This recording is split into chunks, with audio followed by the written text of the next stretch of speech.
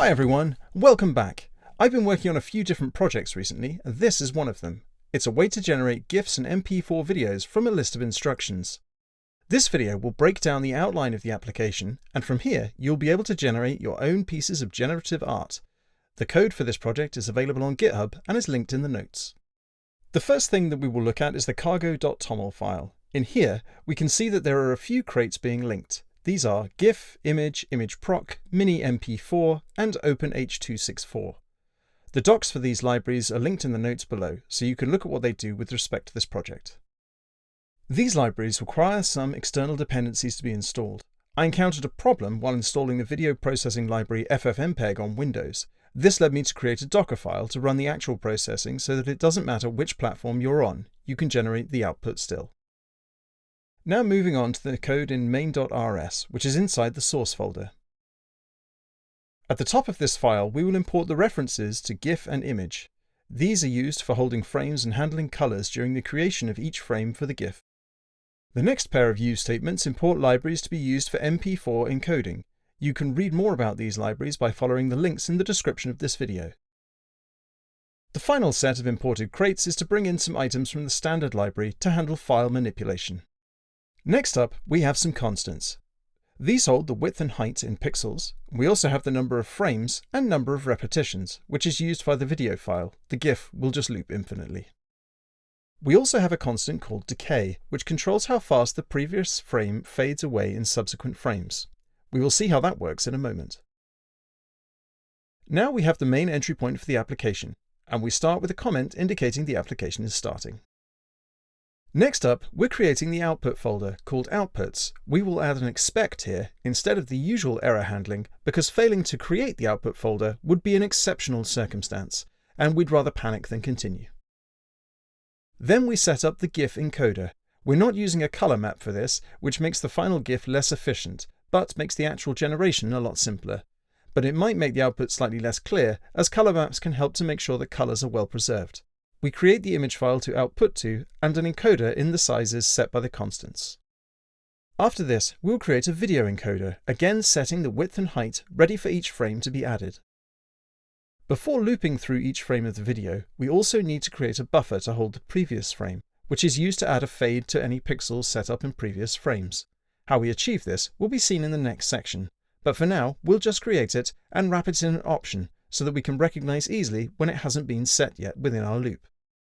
We also create a buffer called buff to hold the frames for the video.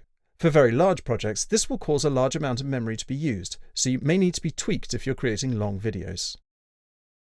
Now we enter the frame generator. It runs through twice. The actual output starts halfway through the first run, and this is so that we can see the decaying trail of pixels created by the previous frames.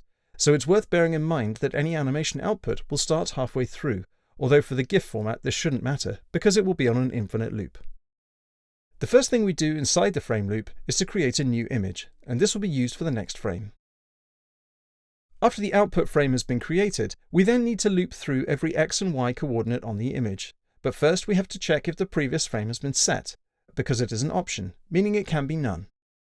We will be copying across that pixel from the previous image. However, it won't exist during the first loop, so we set the pixel to be black in the none clause of the match statement.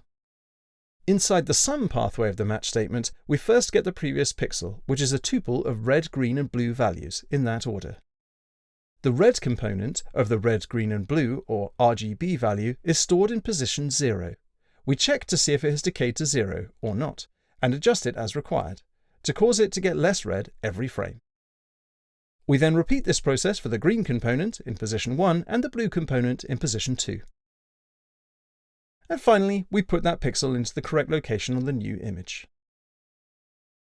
Now that we've copied the previous frame, we have an image ready for any updates we wish to enact. We calculate the frame fraction so that we can update the output and show what percentage of the image has been calculated so far.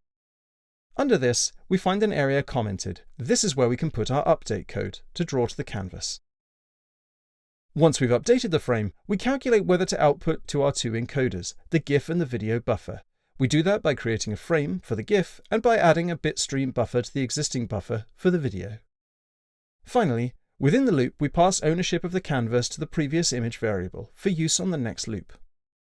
Once the loop is finished, we print the output value of 100% to indicate that we've finished with that component, and we move on to outputting the video buffer to an MP4 file.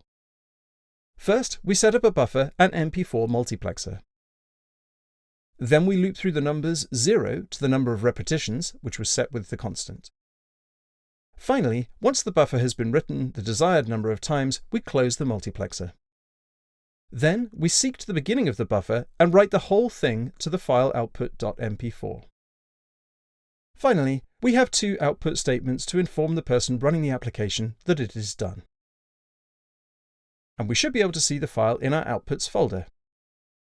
If you are on Windows, or simply don't want to install all of the dependencies into your main host operating system, you can run the application inside a Docker image. In order to do this, there is a shell script called run_build.sh.